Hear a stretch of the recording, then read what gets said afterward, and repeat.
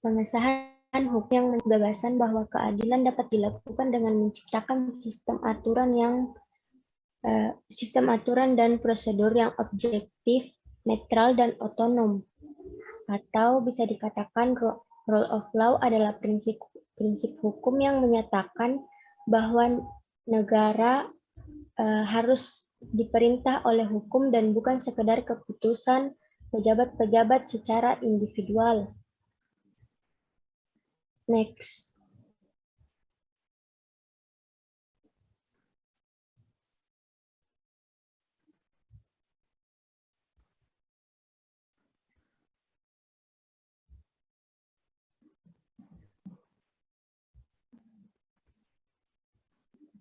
Albert Van Dissey dalam Introduction to the Law of the Constitution mengatakan bahwa rule of law memiliki 3 unsur dasar, yaitu supremasi aturan hukum atau seseorang hanya boleh dihukum kalau melanggar hukum. Yang kedua, kedudukan yang sama di mata hukum baik itu pejabat maupun rakyat biasa. Yang ketiga, terjaminnya hak asasi manusia melalui undang-undang dan putusan pengadilan.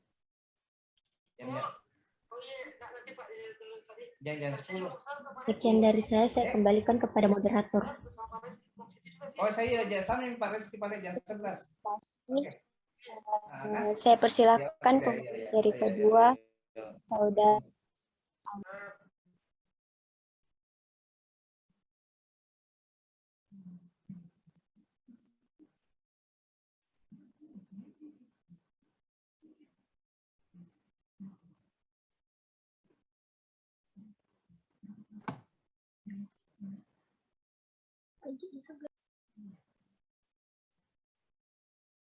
Suaranya termut. Assalamualaikum. Terima kasih atas kesempatannya. Print of Law secara formal Undang-Undang Dasar 1945, yaitu yang pertama, negara Indonesia adalah negara hukum, pasal 1 ayat 3. Yang kedua, segala warga negara bersamaan kedudukannya di dalam hukum dan pemerintahan dan wajib menjunjung hukum serta pemerintah itu tanpa terkecuali, pasal 27 ayat 1. Yang ketiga, setiap orang berhak atas jaminan, perlindungan, pengakuan, serta kepastian hukum yang adil, serta perlakuan sama di hadapan hukum, pasal 28D ayat 1. Yang keempat, setiap orang berhak untuk bekerja serta mendapat imbalan dan perlakuan yang adil dan juga layak dalam hubungan kerja, pasal 28D ayat 2. Ciri-ciri rule of law. Yang pertama, adanya supremasi aturan-aturan hukum. Artinya seseorang baru boleh dikenakan sanksi hukum jika memang dirinya melakukan pelanggaran hukum. Yang kedua, adanya kesamaan kedudukan di depan hukum, yaitu seluruh lapisan masyarakat harus memiliki ketuntutan kepada hukum negara yang dijalankan oleh Mahkamah Hukum Umum tanpa terkecuali. Yang ketiga, adanya jaminan perlindungan hak asasi manusia, yaitu terdapat karakteristik HAM yang bersifat universal dan harus diakui oleh setiap negara di dunia. Saya kembalikan ke moderator.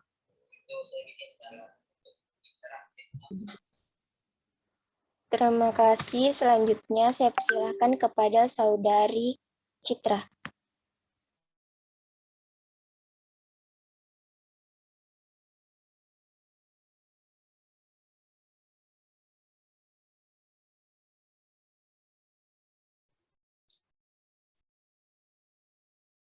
Hak dan kewajiban merupakan sesuatu yang tidak dapat dipisahkan, namun konflik sering terjadi karena hak dan kewajiban tidak seimbang. Untuk mencapai keseimbangan antara hak dan kewajiban, caranya adalah dengan mengetahui posisi diri kita sendiri, dan setiap warga negara harus tahu hak dan kewajibannya. Berdasarkan pasal 26 ayat 2 Undang-Undang Dasar 1945 terdiri atas dua, yaitu warga negara dan warga negara asing. Ketentuan ini merupakan hal baru dan sebagai hasil amandemen Undang-Undang Dasar 1945.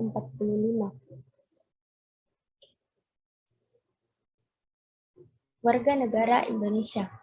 Warga negara Indonesia siapa-siapa saja yang menjadi warga negaranya. Ketentuan tersebut tercantum pada pasal 26 Undang-Undang Dasar 1945 yang isinya adalah sebagai berikut. Yang pertama, penduduk ialah warga negara Indonesia dan orang asing yang bertempat tinggal di Indonesia. Kedua, hal-hal mengenai warga negara dan penduduk diatur dengan Undang-Undang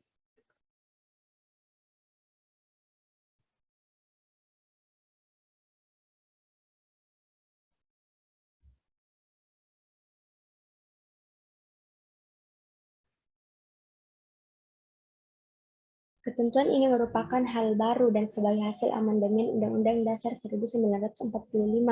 Sebelumnya, pada masa penjajahan Belanda, penduduk Indonesia dibagi menjadi 3. Saya kembalikan kepada moderator. Terima kasih. Selanjutnya, pemateri yang keempat, saya persilakan kepada Saudara Rifki.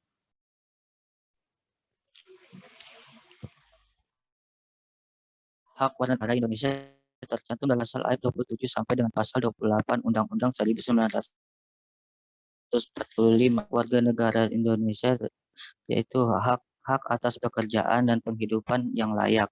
Setiap warga negara berhak atas pekerjaan dan penghidupan yang layak bagi kemanusiaan. Pasal 27 ayat 2. Hak mempertahankan kehidupan, hak untuk hidup serta berhak mempertahankan hidup dan kehidupannya. Pasal 28A. Hak perkawinan yang sah. Pasal 28 ayat 1. Hak atas kelangsungan hidup. Setiap anak berhak atas kelangsungan hidup, tumbuh dan berkembang.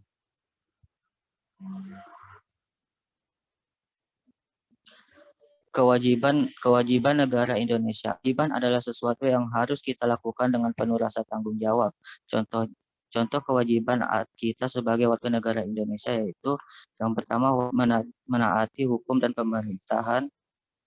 Dua, wajib ikut serta dalam upaya pembelaan negara tiga, wajib menghormati hak asasi manusia lain.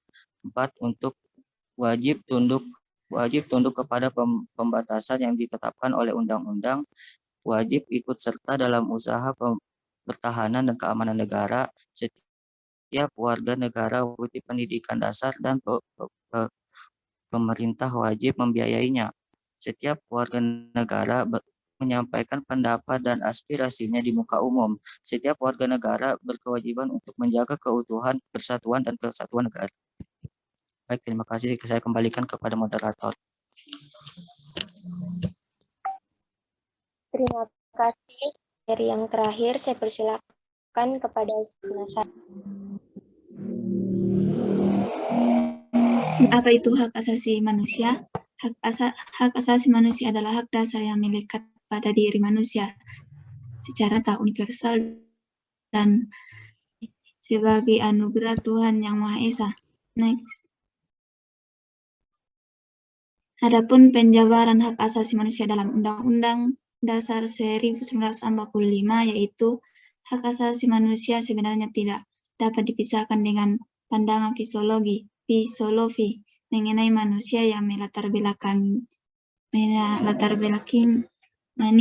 Menurut Pancasila, sebagai dasar dari bangsa Indonesia, hakikat manusia adalah susun atas jiwa dan raga, kedudukan kodrat sebagai makhluk maupun makhluk pribadi dan sifat kodratnya sebagai makhluk individu dan makhluk sosial. Next.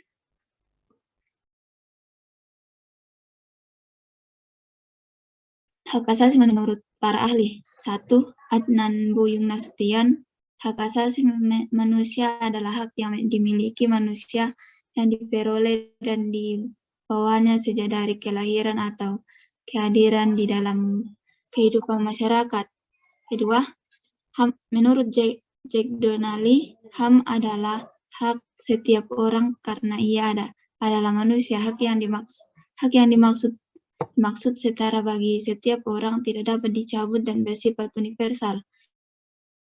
Ketiga, menurut Frans Magnisuseno, yaitu hak asasi manusia adalah hak-hak yang dimiliki manusia bukan karena diberikan kepadanya oleh masyarakat, bukan berdasarkan hukum positif yang berlaku, melainkan berdasarkan martabatnya sebagai manusia.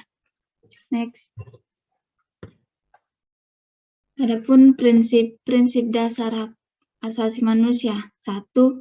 Prinsip dasar manusia, yaitu kebebasan sebagai penghormatan yang diciptakan seturut citra pencipta kepada martabat manusia selaku penciptaan, dan manusia diberi kebebasan untuk atas semua ciptaannya. Kedua, prinsip dasar kemerdekaan, yaitu manusia telah diberi kebebasan oleh Sang Pencipta sejak pencipta. Oleh karena itu, manusia harus dibiarkan merdeka, dan arti boleh dijajah, dibelenggu atau dipesaing dalam bentuk apapun. Ketiga, prinsip dasar persamaan, yaitu dari produk yang sama dan sama, yaitu ciptaan Tuhan, maka sesama ciptaan manusia tidak boleh membeda-bedakan antara satu sama lain. Keempat, prinsip dasar keadilan, yaitu prinsip persamaan di depan hukum dan pemerintah merupakan ciri utama negara hukum dan negara demokrasi dengan tujuan menjamin adanya dan tegaknya keadilan. Sekian, saya kembalikan kepada moderator. Terima kasih. Baiklah, saya akan membuka sesi tanya. Jika ada yang ingin bertanya, langsung saja menggunakan feature raise.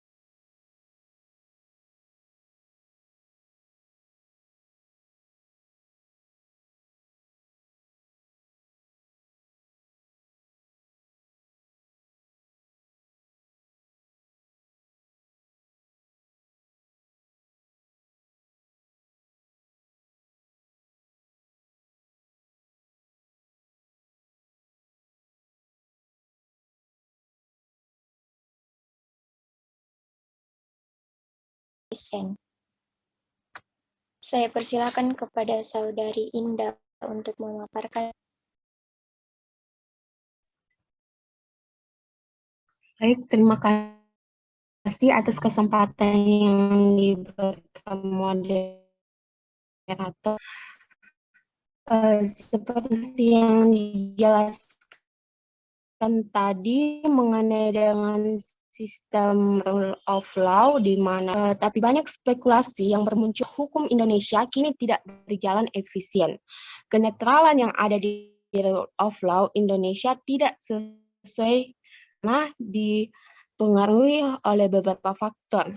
Pertanyaan saya, bagaimana tanggapan Anda mengenai hal tersebut dan apakah Anda setuju atau tidak dengan spekulasi yang ada tadi?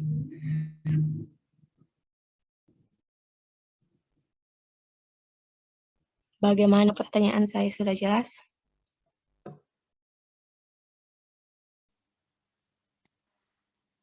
Kelompok 2, apakah pertanyaan Indah sudah jelas?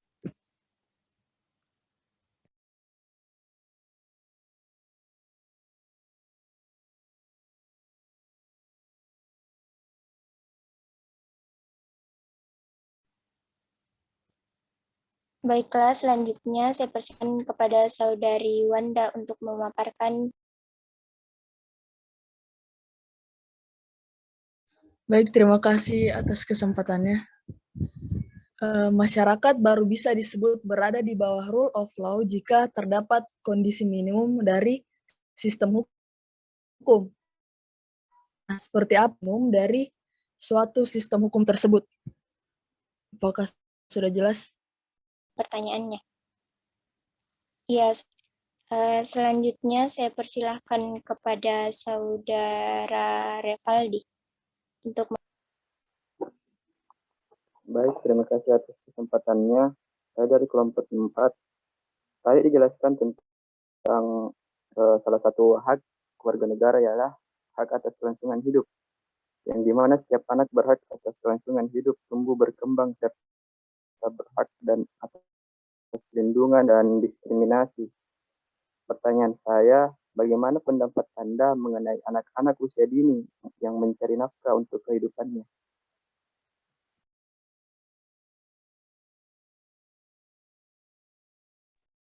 Bisa diulang pertanyaannya? Bagaimana pendapat Anda mengenai anak-anak usia dini yang mencari nafkah untuk kehidupannya?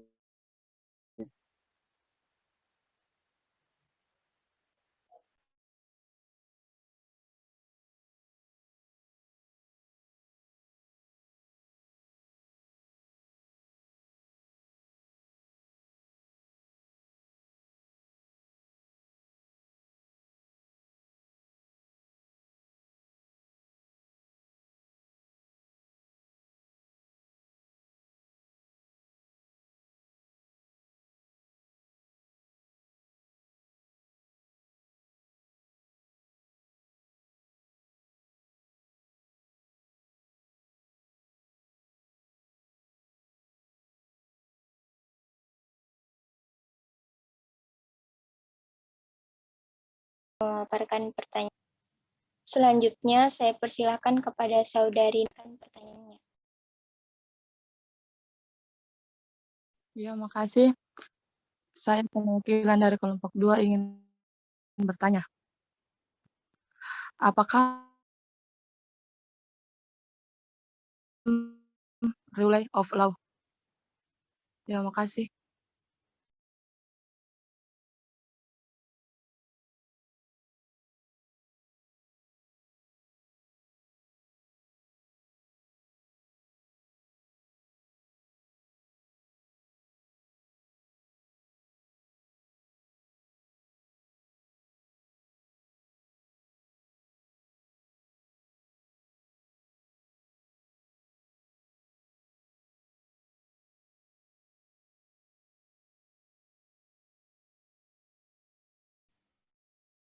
Selanjutnya saya persilahkan kepada Saudari Jusmayani untuk memaparkan pertanyaannya.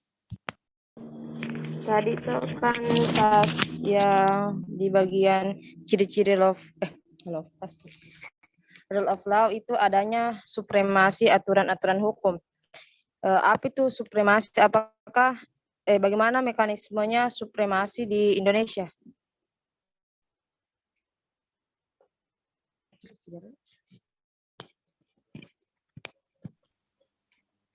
Baiklah, saya kira sudah cukup pertanyaannya. Untuk kelompok 2, jika ada yang ingin menjawab, langsung saja.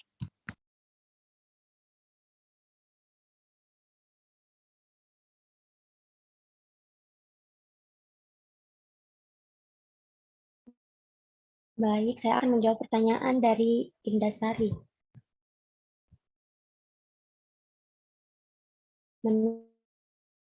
Menurut saya, hukum di Indonesia belum optimal. Bisa kita lihat dari tidak tercapainya tujuan utama dari hukum, yaitu keadilan sosial bagi seluruh rakyat Indonesia.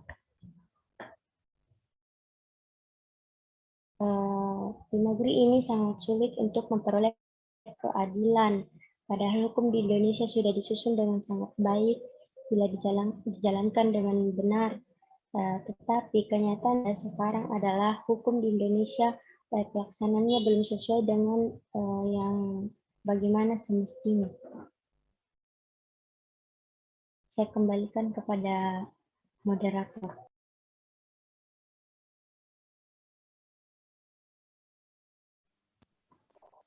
Baik, untuk Saudara Indah, apakah jawabannya sudah? Apakah Anda setuju dengan spekulasi tersebut atau tidak? Setuju. Apa alasan Anda yang menjadi dasar bahwa Anda setuju? Karena bisa juga dilihat dari misalnya yang banyak sekarang itu kalau Indonesia itu kayak tidak adil, mulai dari kayak misal itu ada orang yang korupsi, terus kalau pejabat yang korupsi itu kayak hukumnya tidak seperti orang yang tidak punya uang, lebih berat hukumnya orang yang tidak punya uang daripada karena pejabat bisa bayar itu kayak polisi untuk ringankan hukumannya, sedangkan orang yang tidak punya uang itu tidak bisa apa-apa, kayak begitu. Jadi menurut Anda keadilan di Indonesia sudah tidak ada lagi? Bukan tidak ada, tapi kurang. Baik, terima kasih atas jawaban. Sama-sama. Jelas. Untuk kelompok 2, ada lagi yang ingin. Baik, saya akan menjawab pertanyaan dari Nur Hadis, yaitu apakah Indonesia masih menerapkan sistem the rule of law? Iya, karena negara Indonesia pada hakikatnya menganut prinsip rule of law yang sejalan dengan pengertian nomorik, yaitu kekuasaan yang dijalankan oleh hukum atau nomorik. Karena prinsip supremasi hukum dan kedaulatan hukum itu sendiri pada hakikatnya berasal dari kedaulatan rakyat. Apa sudah jelas? Iya, jelas. Makasih. Menjawab. Untuk kelompok 2, ada lagi yang ingin.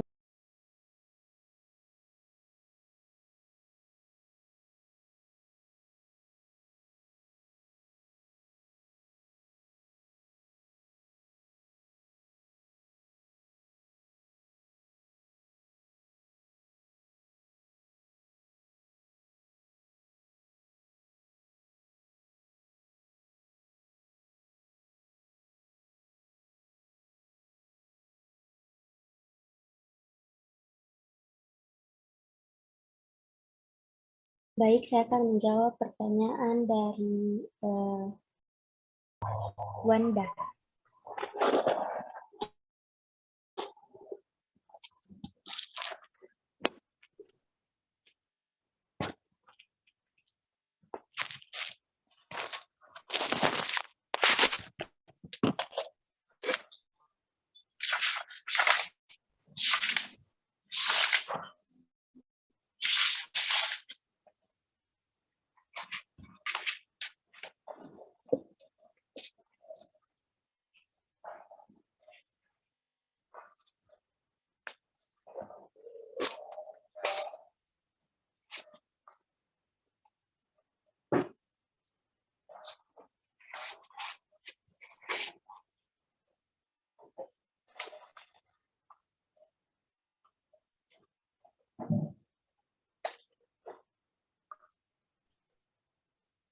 Yang pertama itu, keamanan pribadi harus dijamin. Tak seorang pun dapat ditahan atau dipenjara tanpa suatu keputusan hakim atau untuk maksud preventif.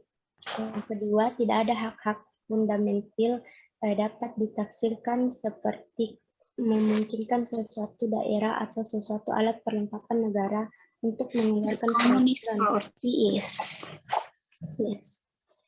Yang ketiga, setiap orang harus dijamin kebebasan menyatakan pendapatnya melalui semua media komunikasi.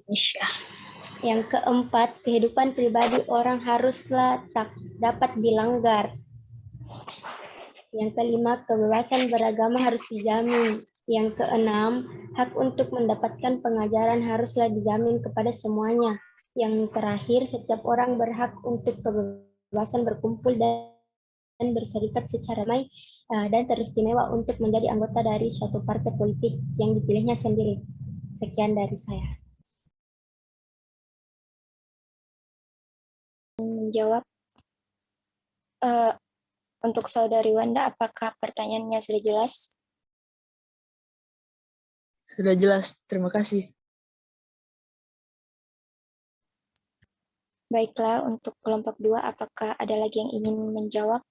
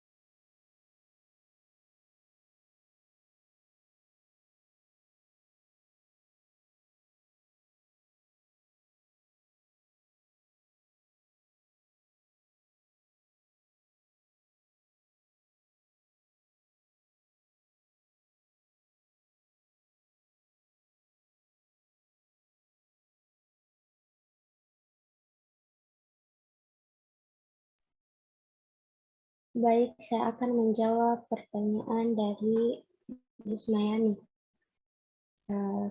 Supremasi hukum adalah supremasi rasa keadilan yang bersumber pada hukum yang dibuat oleh akal atau rasio manusia yang dijiwai oleh sifat religiolitas bangsa Indonesia, sehingga dalam praktek ketatanegaraan supremasi hukum berada di atas kepentingan politik. Bagaimana Saudari Yusmayani? Yang mekanismenya bagaimana?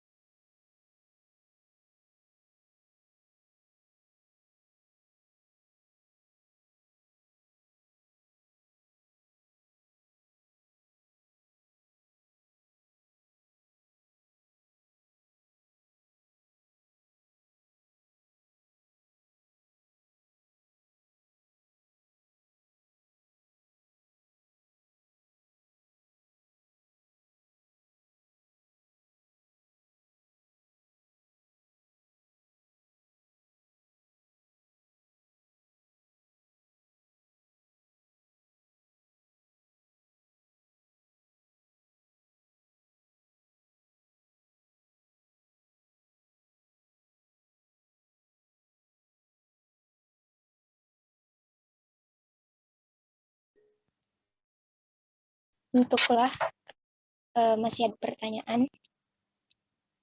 Apakah ingin dijawab? Tunggu.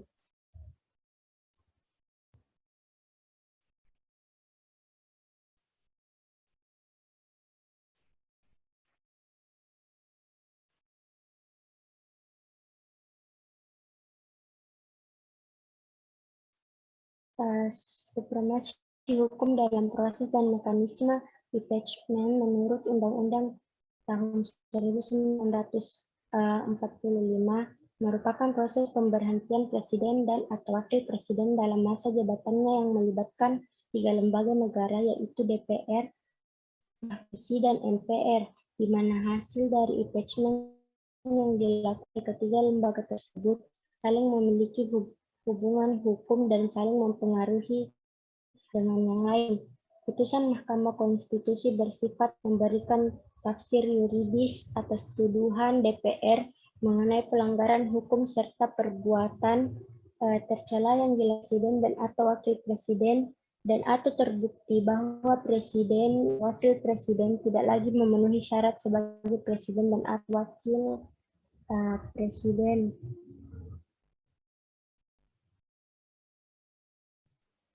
Kepada saudara Revaldi, apakah bukan itu tadi untuk Yusma yang mekanisme. sudah jelas? Oh, saudari Jusmayani, apa? Iya, sudah jelas. Selanjutnya saya akan menjawab pertanyaan dari Revaldi. Undang-Undang 12 tahun 2003 tentang ketenagaan mengatur mengenai hal yang berhubungan dengan pekerjaan, mulai dari batas usia, siapa yang tergolong anak, pengupahan, dan perlindungan bagi pekerja anak. Juga dalam undang-undang yang sama, pasal 69, 70, dan 21 pengecualian bagi anak usia 13-15 tahun diizinkan melakukan pekerjaan ringan sepanjang tidak mengganggu perkembangan dan kesehatan fisik, mental, dan sosial. Kemudian juga anak dengan usia minimum 14 tahun dapat melakukan pekerjaan di tempat kerja yang merupakan bagian dari kurikulum pendidikan atau pelatihan anak, dan anak dapat melakukan pekerjaan untuk mengembangkan bakat dan minatnya. Sekian dari saya.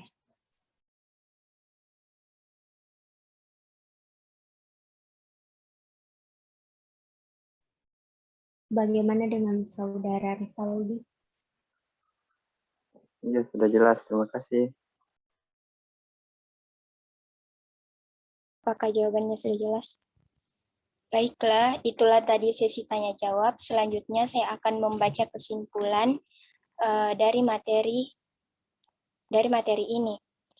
Yang pertama, di Indonesia, rule of law diterima begitu saja sebagai satu-satunya pemikiran hukum.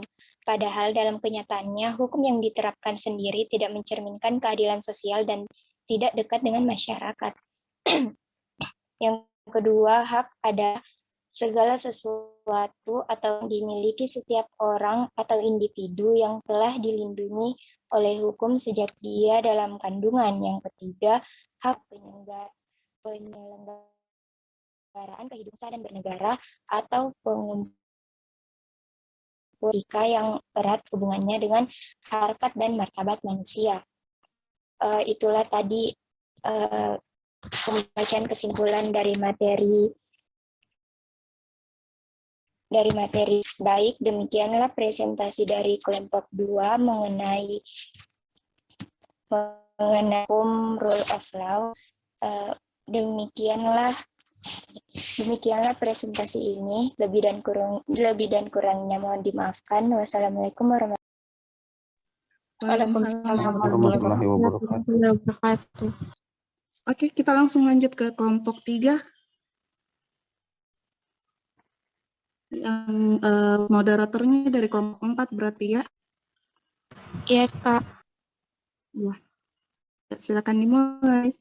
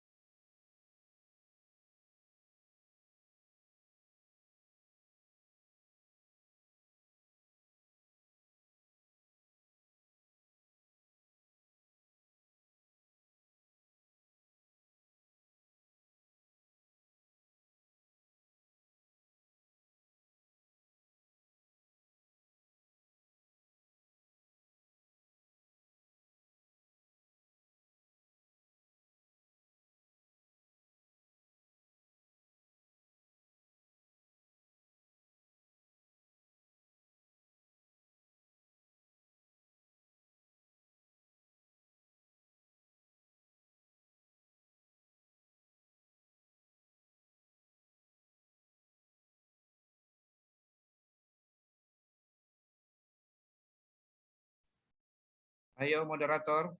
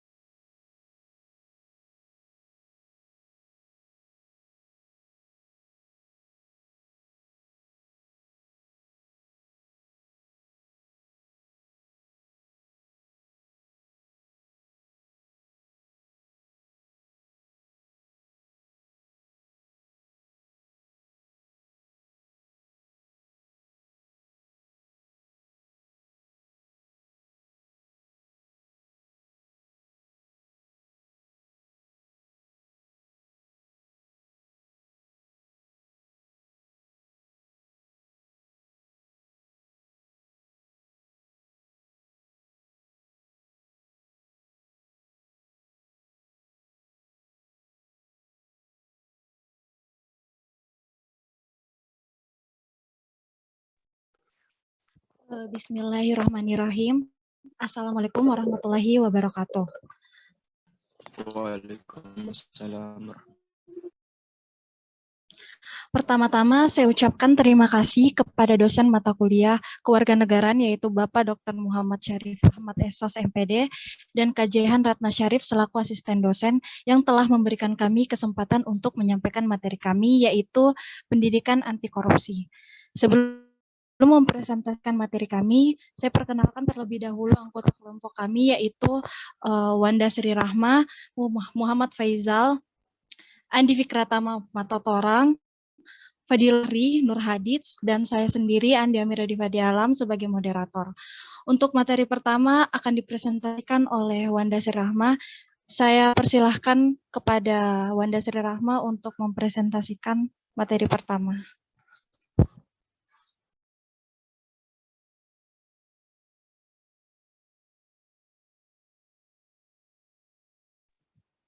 Baik, terima kasih kesempatannya. Kata korupsi berasal dari bahasa Latin, yaitu corruptio atau corruptus. Kata corruptio berasal dari corrumpere, yaitu suatu bahasa Latin yang lebih tua. Secara harfiah, kata korupsi adalah kebusukan, keburukan, kebejatan, ketidakjujuran, dapat disuap, tidak bermoral, penyimpangan dari kesucian, dan merusak. Pengertian lain dari korupsi adalah korupsi artinya busuk, suka menerima uang suap atau sogok, memakai kekuasaan untuk kepentingan sendiri. Sedangkan koruptor adalah pelaku yang melakukan tindakan korupsi. Berdasarkan pernyataan tersebut, perbuatan korupsi menyangkut sesuatu yang bersifat amoral atau tidak bermoral. Sifat dan keadaan yang busuk, jabatan instansi atau aparatur pemerintah. Penyelewengan atau proses kekuasaan dalam jabatan karena pemberian, menyangkut faktor ekonomi dan politik dan penempatan keluarga atau golongan ke dalam kedinasan di bawah kekuasaan jabatan. Terima kasih, saya kembalikan ke moderator. Oke, selanjutnya materi kedua akan dibacakan oleh Fadila Fahri. Saya persilahkan kepada Saudari Fadila Fahri. Terima kasih. Faktor penyebab korupsi. Faktor penyebab korupsi ada 4, yaitu yang pertama faktor politik. Politik merupakan salah satu penyebab terjadinya korupsi. Hal ini dapat dilihat ketika terjadi instabilitas politik, kepentingan politis para pemegang kekuasaan, bahkan ketika meraih dan mempertahankan kekuasaan. Menurut Susanto, korupsi pada level pemerintahan adalah dari sisi penerimaan, pemerasan uang suap, tergolong korupsi yang disebabkan oleh konstelasi politik. Bahwa dalam masyarakat dengan ciri pelembagaan politik eksklusif di mana kompetisi politik dibatasi pada lapisan tipis elit.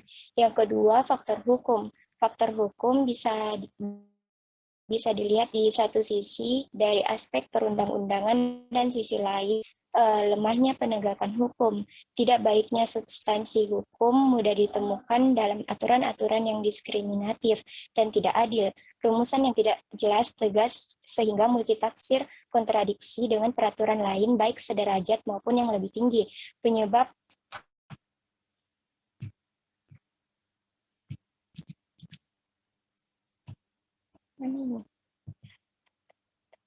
Penyebab keadaan ini sangat beragam, maupun yang dominan adalah tawar-menawar dan pertarungan kepentingan antara kelompok dan golongan di parlemen sehingga memunculkan aturan yang diskriminatif. Dari beberapa hal yang disampaikan, yang paling penting adalah budaya sadar akan aturan hukum. Dengan sadar hukum, maka masyarakat akan mengerti konsekuensi dari yang ia lakukan. Yang ketiga, faktor ekonomi. Faktor ekonomi juga merupakan salah satu penyebab terjadinya korupsi. Hal itu dapat dijelaskan dari pendapatan atau gaji yang tidak mencukupi kebutuhan. Politik merupakan salah satu penyebab terjadinya korupsi. Yang keempat, faktor organisasi. Organisasi dalam hal ini adalah organisasi dalam arti yang luas, termasuk sistem perorganisasian, lingkungan masyarakat, organisasi yang menjadi korban korupsi atau di mana korupsi terjadi, biasanya memberi andil terjadinya korupsi karena membuka peluang atau kesempatan untuk terjadinya korupsi. Banyak kejadian justru para pengawas tersebut terlibat dalam praktik korupsi, belum lagi berkaitan dengan pengawasan eksternal yang dilakukan masyarakat dan media juga lemah. Dengan demikian menambah deretan citra buruk pengawasan yang syarat dengan korupsi. Saya kembalikan kepada moderator.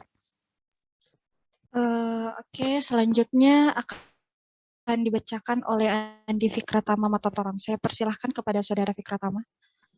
Baik, terima kasih atas waktu dan kesempatannya moderator. Saya akan menjelaskan tentang pendidikan anti korupsi. Pendidikan anti korupsi merupakan tindakan untuk mengendalikan dan mengurangi korupsi berupa keseluruhan upaya untuk mendorong generasi mendatang untuk mengembangkan sikap menolak secara tegas terhadap setiap bentuk korupsi.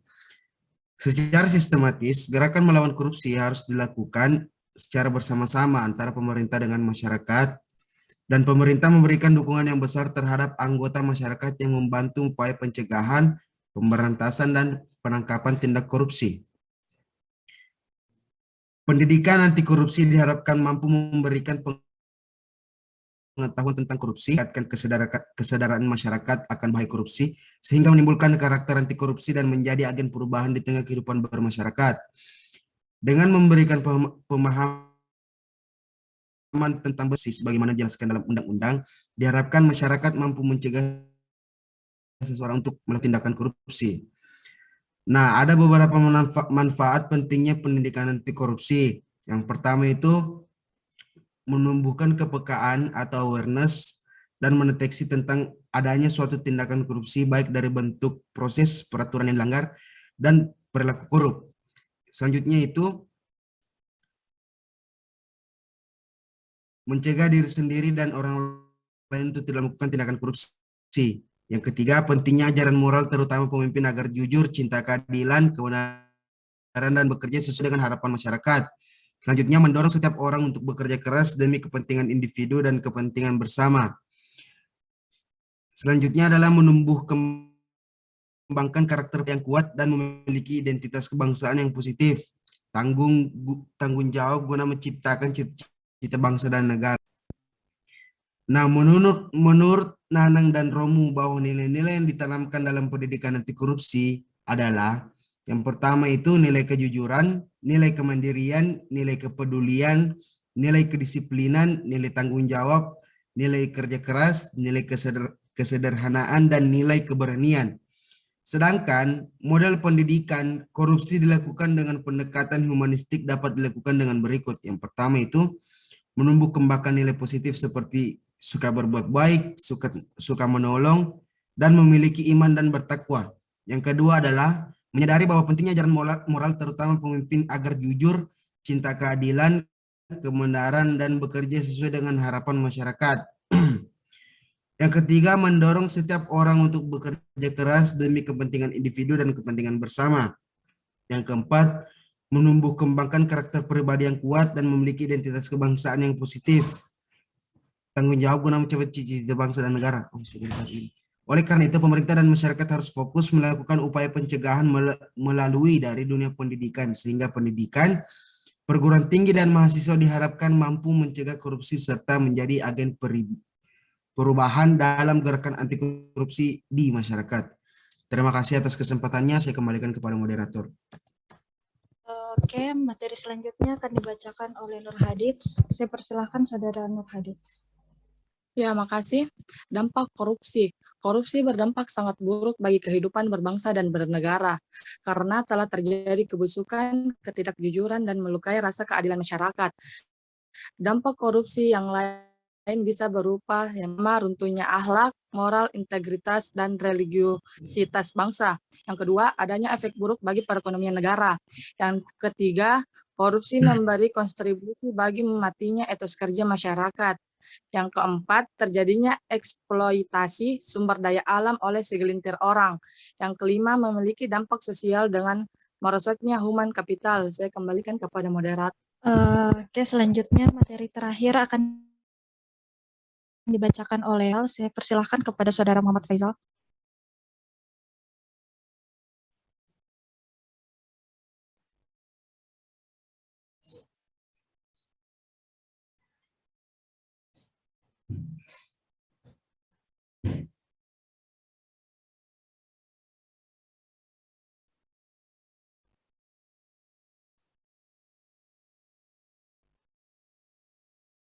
Ya, baik.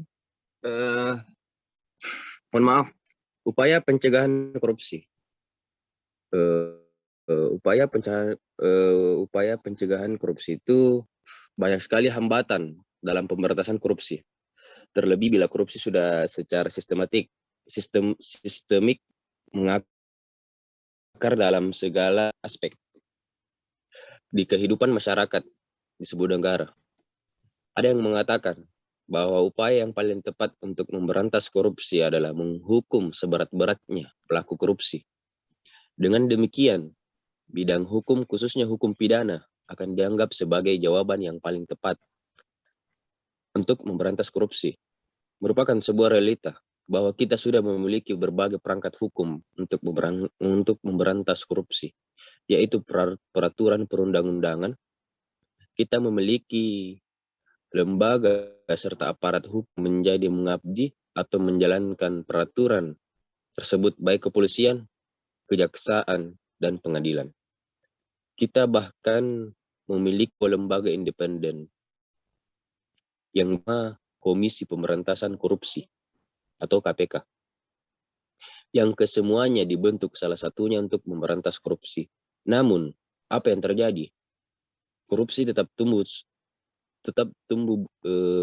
subur dan berkembang dengan pesat. Sedihnya lagi, dalam realita ternyata lembaga dan aparat yang telah ditunjuk tersebut dalam beberapa kasus justru ikut menumbuh suburkan korupsi yang terjadi di Indonesia. Adapun yang pertama, hukum pidana, kebijakan penanggulangan kejahatan atau yang biasa dikenal dengan istilah politik kriminal atau criminal police oleh Gator of Nobles dibedakan sebagai berikut. Yang pertama itu kebijakan penerapan hukum pidana, criminal law application. Yang kedua, kebijakan pencegahan tanpa hukum pidana, prevention without punishment. Yang ketiga, kebijakan untuk mempengaruhi pandangan masyarakat mengenai kejahatan dan pemidanaan lewat mass media. Melihat pembedaan tersebut secara garis besar, upaya penanggulangan kejahatan dapat dibagi menjadi dua, yakni melalui jalur penal atau dengan menggunakan hukum pidana, dan jalur non-penal yang diselesaikan di luar hukum pidana dengan sarana-sarana non-penal. Yang kedua, berbagai strategi pemberantasan korupsi. yaitu pembentukan lembaga dan yang kedua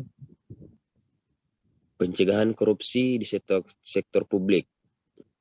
Yang ketiga itu pencegahan sosial dan pemberdayaan masyarakat.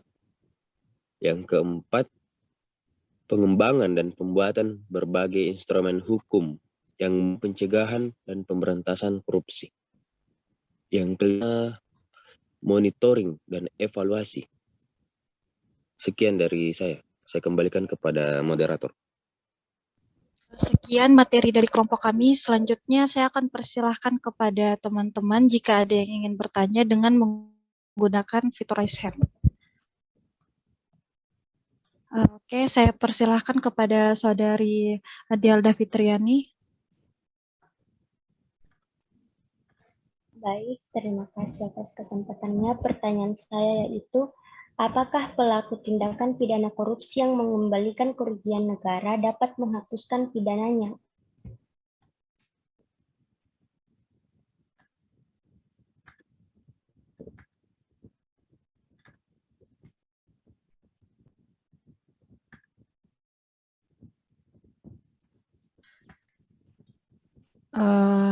Selanjutnya kepada Saudara Revaldi, silahkan. Baiklah, terima kasih atas kesempatannya. Pertanyaan saya adalah bagaimana contoh mekanisme penerapan pendidikan anti korupsi di lingkungan sekolah?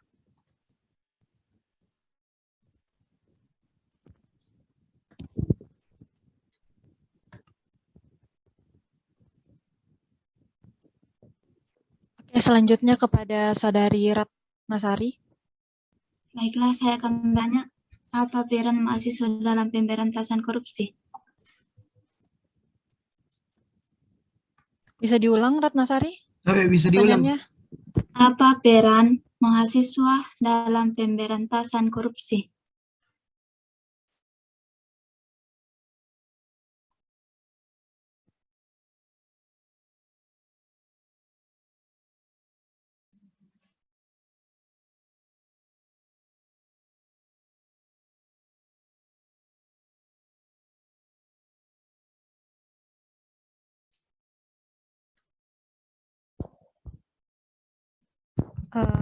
Selanjutnya saya persilahkan kepada Saudari Andi Audia Ashar.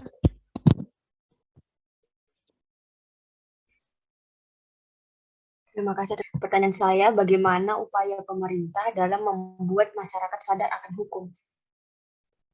Terima kasih.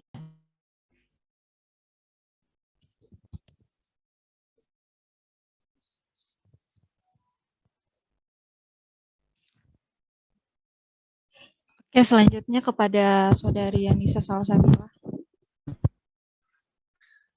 Oke, pertanyaan saya, upaya apa yang dapat dilakukan mahasiswa dalam rangka mencegah dan memberantas korupsi, baik di lingkungannya maupun dalam masyarakat? Bisa diulang lagi satu kali. Upaya apa yang dapat dilakukan mahasiswa dalam rangka mencegah dan memberantas korupsi, baik di maupun dalam masyarakat?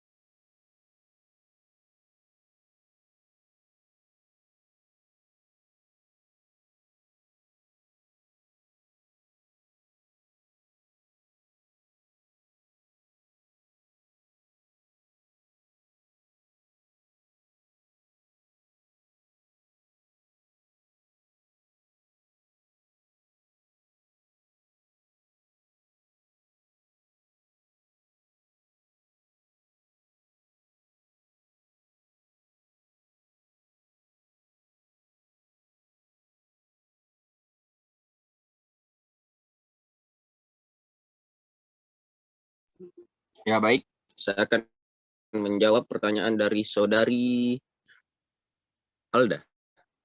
Apakah pelaku tindak pidana korupsi yang mengembalikan kerugian negara dapat menghapuskan pidananya tersebut?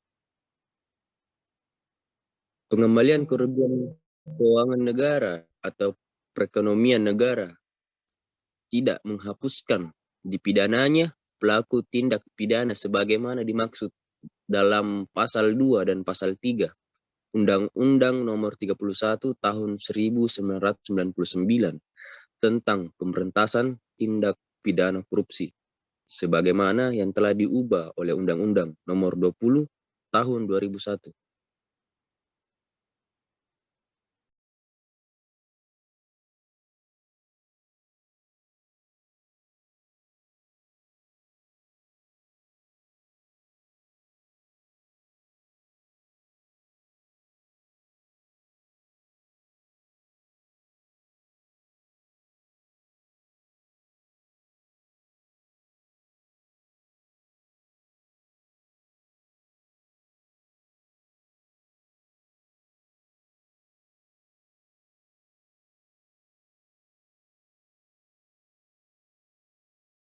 Persilahkan kepada Saudari Wanda Sri Rahma untuk menjawab pertanyaan Saudara Revaldi.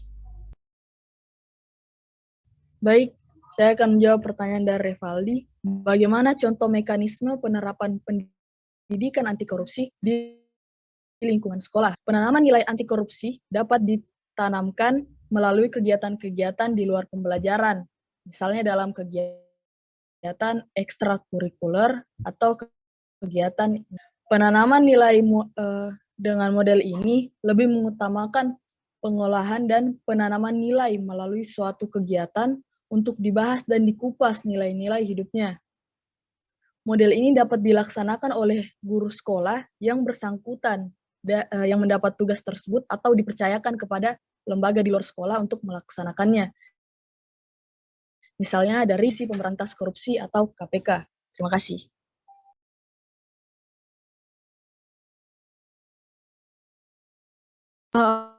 Oke, selanjutnya kepada Saudari Fadila Fahri untuk menjawab pertanyaan dari Saudari Audi.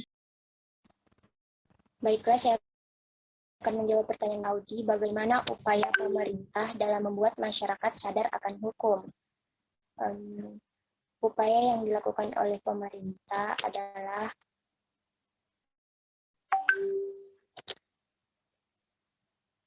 yaitu dengan cara penyuluhan hukum. Penyuluhan hukum dapat dilakukan secara langsung maupun secara tidak langsung.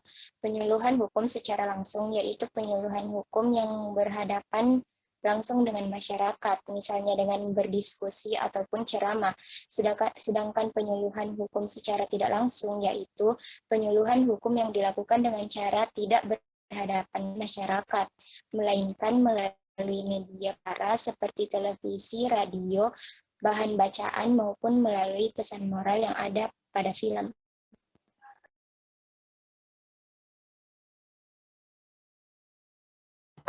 Baik, terima kasih.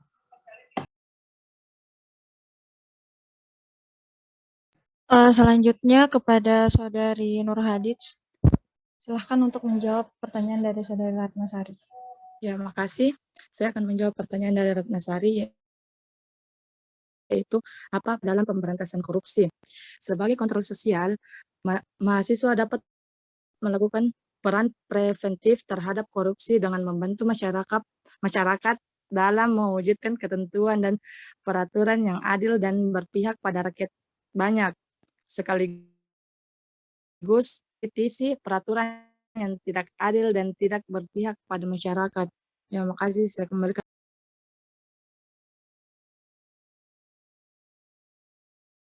Bagaimana Saudari Ratnasari? Masih.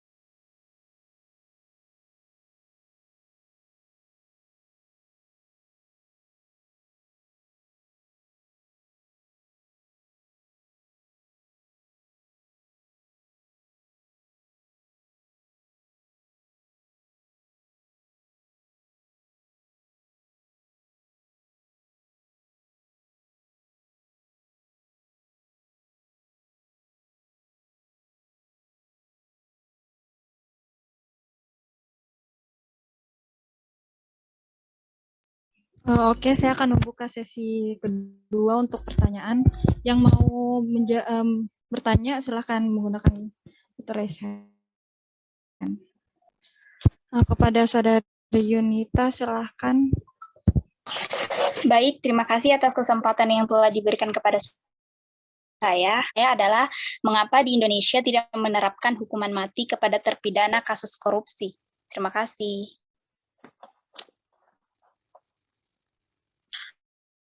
Selanjutnya kepada Saudara Amrian, silahkan. Baik, tempatannya. Tadi kan itu mengenai tentang pendidikan anti korupsi. Terus bagaimana itu para korupsi yang mengambil uang rakyat? Bukannya mereka sebelum dilantik, mereka juga belajar tentang anti korupsi.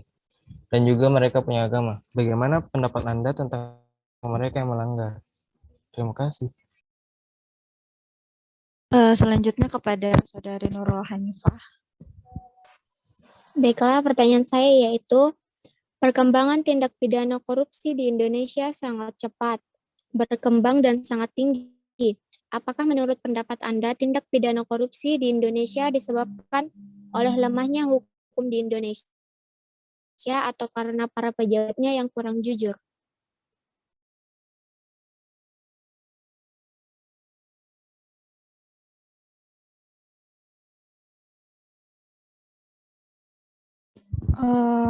Kepada Saudari Indasari, saya persilahkan. Kenapa korupsi tidak bisa hilang?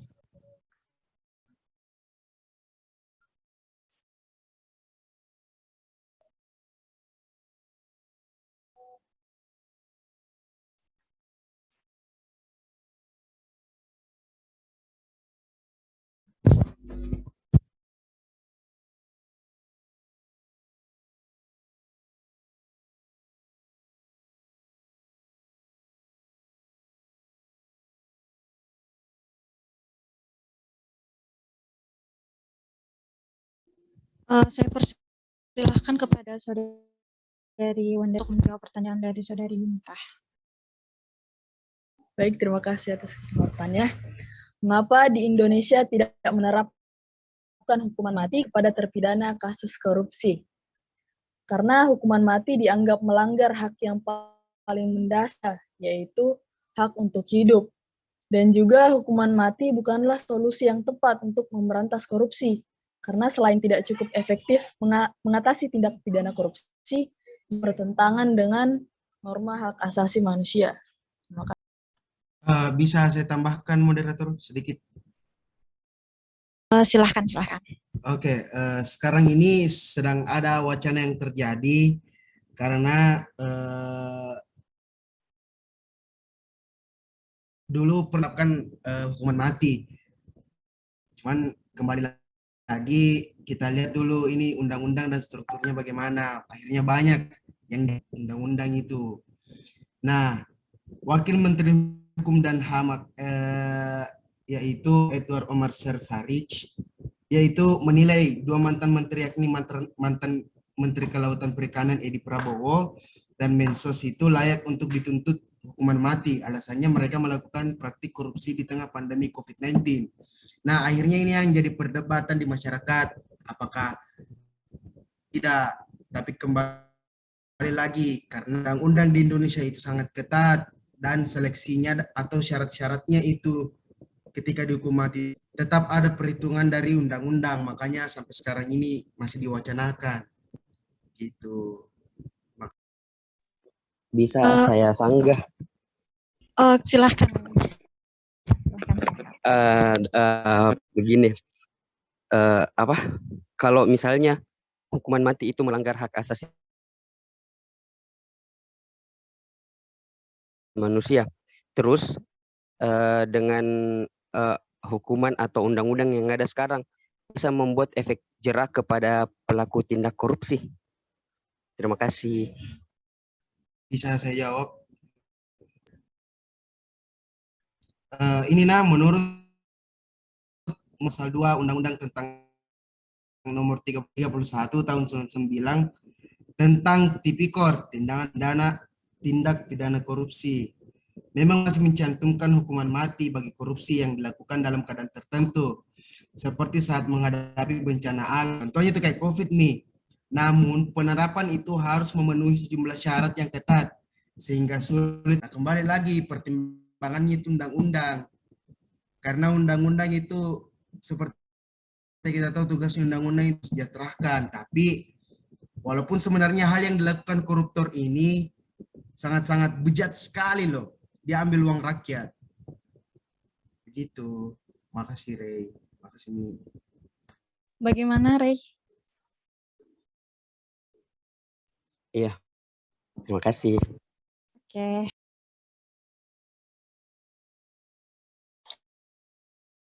Terima jawabannya sangat memuaskan.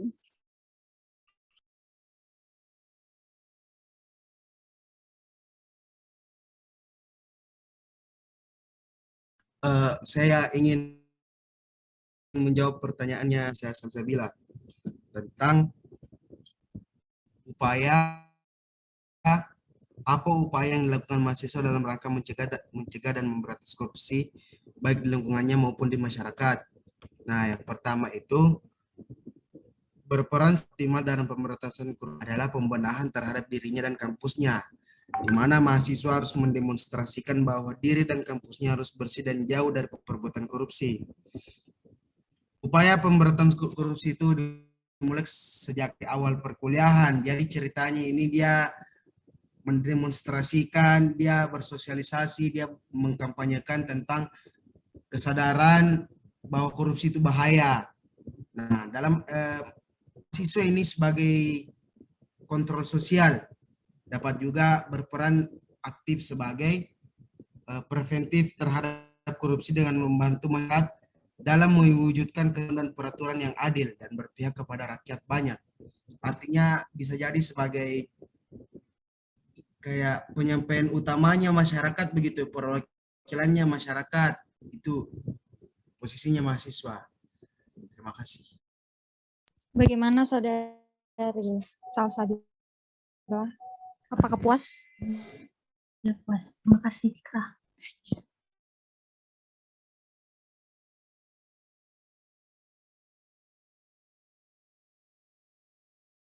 Selanjutnya kepada Saudara Muhammad Faizal, saya persilakan untuk menjawab pertanyaan dari Saudari Indasari.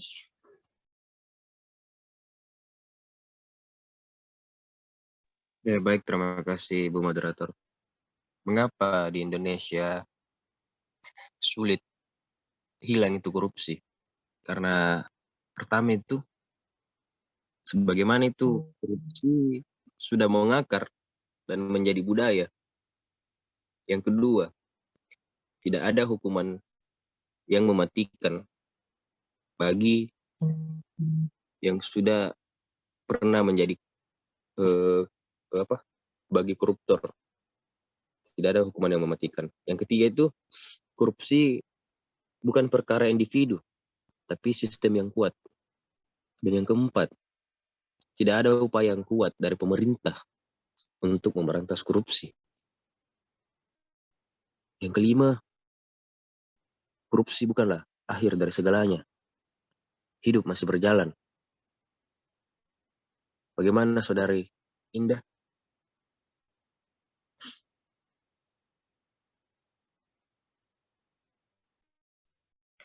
Jadi kalau tidak ada titik solusinya untuk memberantas korupsi, negara Indonesia akan terus terjadi apa nih?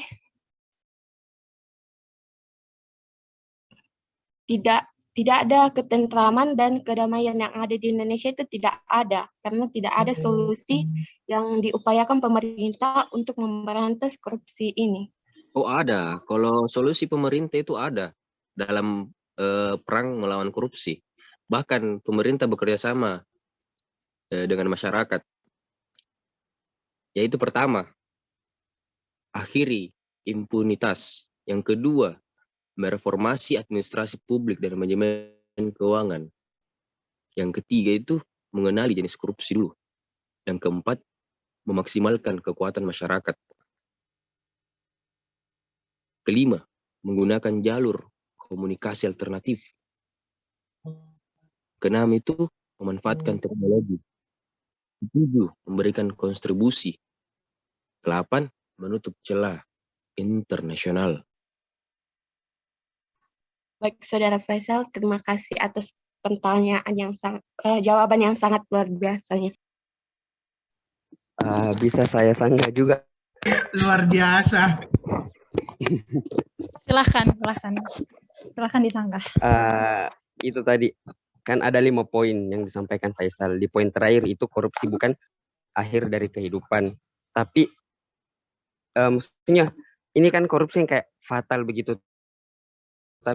Jadi kalau sudah jadi budaya, Indonesia jadi akan bagaimana ini penekanannya di poin terakhir ini. Kayak ya mungkin korupsi bukan jalan akhir kehidupan, tapi akan bisa jadi akhir kehidupan atau akhir sebuah negara kalau korupsi kalau korupsi itu sudah jadi budaya.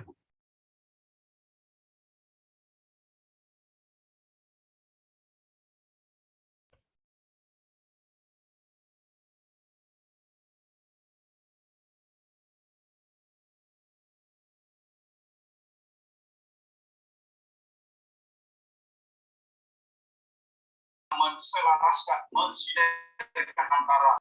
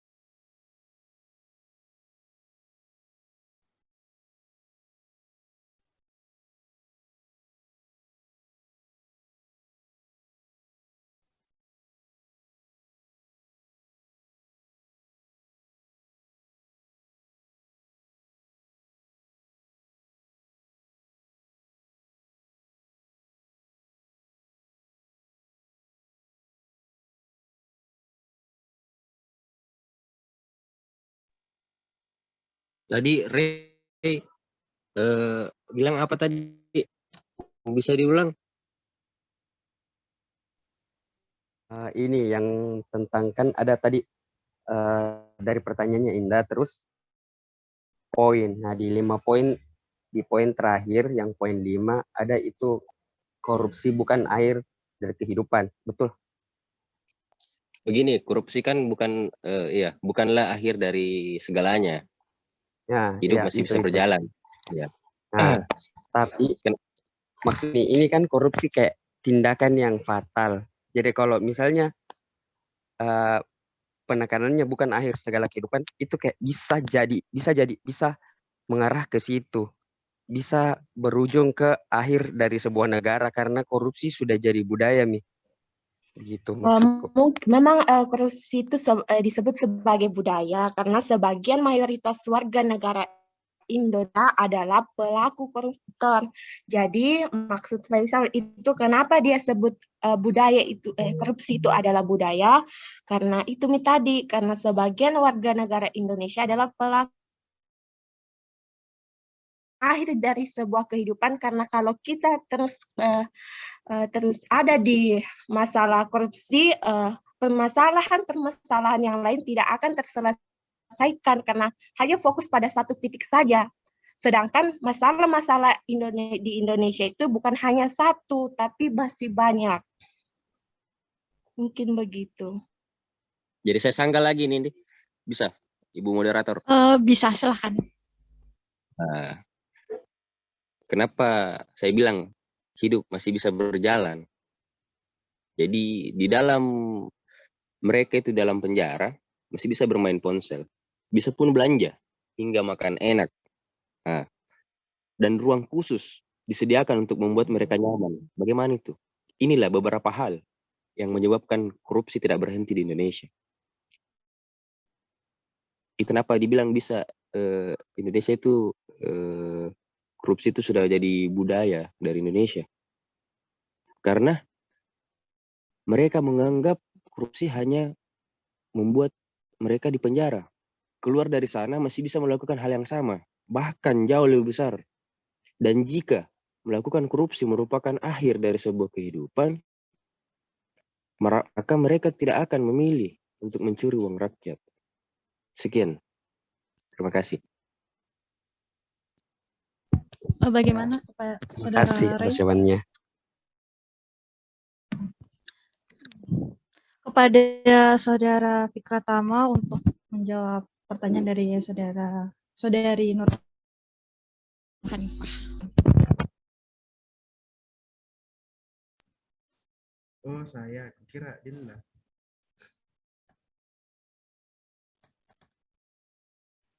Saya atau kau? Saya.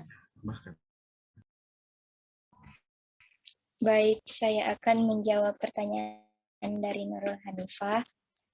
Menurut saya, lemahnya hukum di Indonesia serta pejabat negara yang kurang jujur merupakan dua hal yang sangat mempengaruhi perkembangan korupsi di Indonesia. Karena hukum Indonesia saat ini sangat kurangnya kualitas hakim, jaksa, aparat penegak hukum, serta kurangnya mekanisme yang diterapkan dan mengenai pejabat negara yang kurang jujur. Selain itu, mereka menggampangkan tindakan korupsi karena ada istilah hukum bisa dibeli.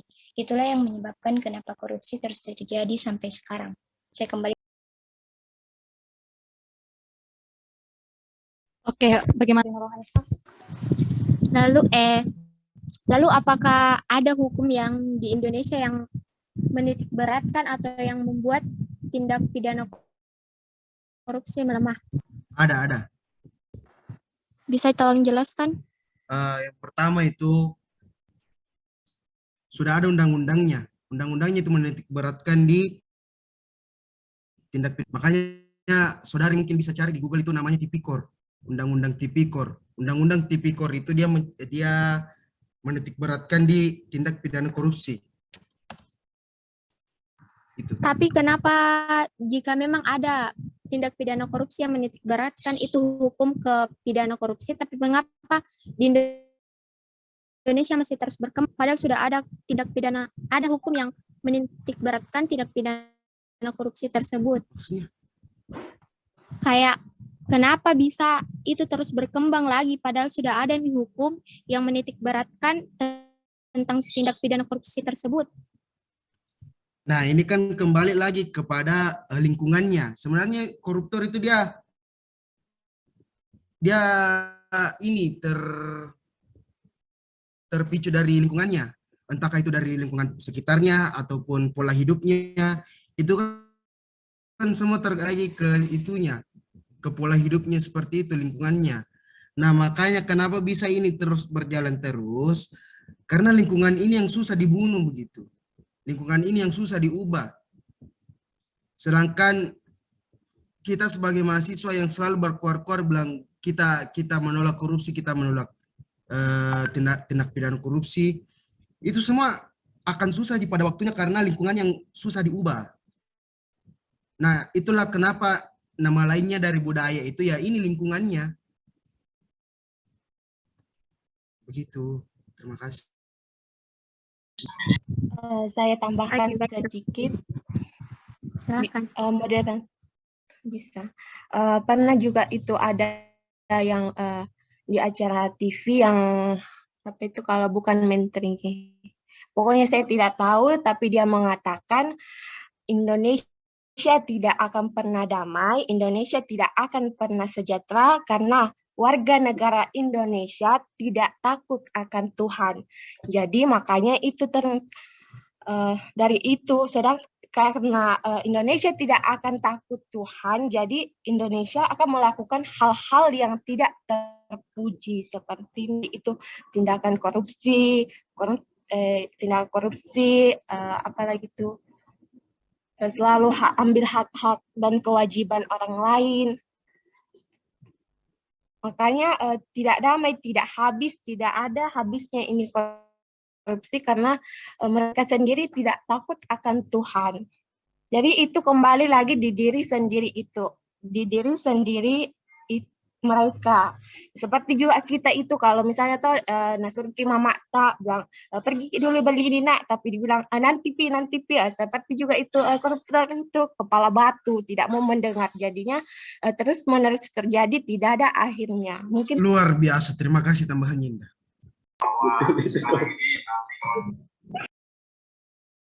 Mantap.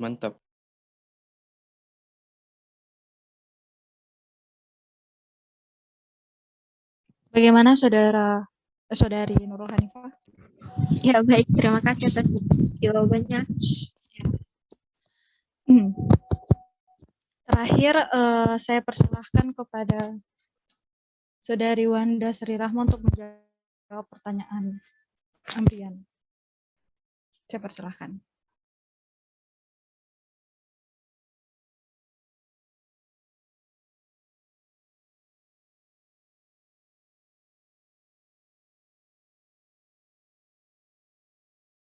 Baik, saya akan menjawab pertanyaan dari Amrian. Bagaimana para korupsi yang mengambil uang rakyat? Bukannya sebelum dilantik, mereka juga belajar korupsi, dan juga mereka punya agama. Bagaimana pendapat Anda tentang mereka yang melanggar? Ada sanksi pidana bagi pelaku korupsi. Menurut pasal 5 Undang-Undang Nomor 20 Tahun 2001, dipidana dengan pidana penjara paling singkat 1 tahun dan yang paling lama itu 5 tahun, dan atau pidana dengan paling sedikit 50 juta rupiah dan yang paling banyak 250 juta rupiah. Setiap orang yang memberikan atau menjanjikan sesuatu kepada pegawai negeri atau penyelenggara negara dengan maksud supaya pegawai negeri atau penyelenggara negara tersebut berbuat atau tidak berbuat sesuatu dalam jabatannya yang bertentangan dengan kewajibannya. Memberi sesuatu kepada pegawai negeri atau penyelenggara negara karena atau berhubungan dengan sesuatu yang bertentangan dengan kewajiban, dilakukan atau tidak dilakukannya dalam jabatannya. Terima kasih. Bagaimana saudara Amrian? Apakah puas? Baik, terima kasih atas jawabannya. Jadi kesimpulan dari materi kami hari ini adalah korupsi merupakan perilaku tidak amanah atau ilegal, terutama dilakukan orang yang berwenang. Arti lain korupsi ialah tindakan yang membuat seseorang berubah dari standar perilaku moral menjadi tidak bermoral. Korupsi berdampak sangat buruk bagi kehidupan berbangsa dan bernegara karena telah terjadi kebusukan, ketidakjujuran, dan melukai rasa keadilan masyarakat. Pada tingkat makro, penyimpangan dana masyarakat ke dalam kantung pribadi telah menurunkan kemampuan negara untuk memberikan hal-hal yang bermanfaat untuk masyarakat, seperti pendidikan, perlindungan lingkungan, penelitian, dan pembangunan. Pada tingkat mikro, korupsi telah meningkatkan ketidakpastian adanya pelayanan yang baik daripada masyarakat. Mencegah korupsi adalah suatu pekerjaan yang berat untuk dilakukan. Pekerjaan memberantas korupsi harus dilakukan secara bersama-sama dan membutuhkan komitmen nyata dari pimpinan tertinggi. Selain itu, strategi pencegahan korupsi diperlukan agar bahaya korupsi dapat ditanggulangi dan celahnya dapat ditutup. Oke, karena kita telah sampai di penghujung waktu, saya akan menutup presentasi hari ini. Terima kasih atas ketenangan kalian semua dalam mengikuti presentasi dari kelompok kami. Semoga dengan presentasi hari ini dapat menambah wawasan kalian.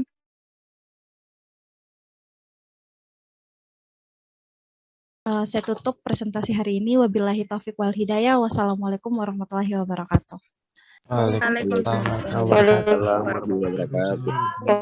Terima kasih buat Adik Amirah yang sudah warahmatullahi wabarakatuh. Ya, terima kasih buat Adik Amira yang sudah menonton presentasi hari ini dengan cukup baik. Kita beri aplaus buat dua kelompok 2 sama kelompok 3 karena hari ini betul-betul seru diskusinya dan hidup. Oke, untuk hari ini kayaknya kita sudahi untuk minggu depan itu ada penyampaian dari Pak Syarif, tetap dua kelompok lagi yang naik, jadi minggu depan terakhir presentasi karena sampai kelompok 5 aja tuh. Ini Iya, Kak. Iya, Kak. ya. Iya, Kak. Jadi minggu depan itu dua kelompok, jadi kelompok 4 sama kelompok 5 terakhir presentasi besok. Jadi kalau semakin cepat selesai, semakin cepat kita final, semakin cepat libur.